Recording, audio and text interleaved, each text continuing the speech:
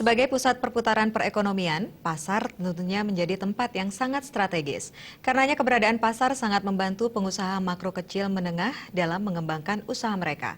Karenanya pasca kebakaran Pasar Badung akan berdampak besar pada UMKM.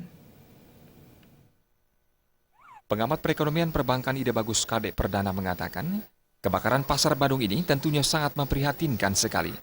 Pasar terbesar di Bali ini hampir tidak mengenal kata tutup atau beroperasi selama 24 jam penuh.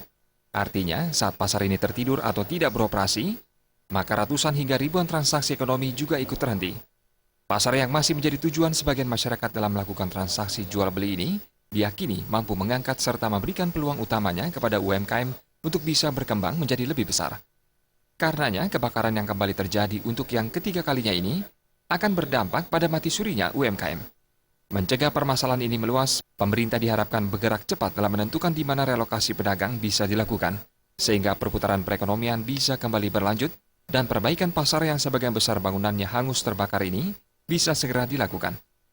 Dengan kejadian terbakarnya Pasar Badung, ya pasar yang terbesar di Bali, ya, yang memegang peranan penting dalam menggerakkan ekonomi kota Denpasar khususnya dan Bali pada umumnya.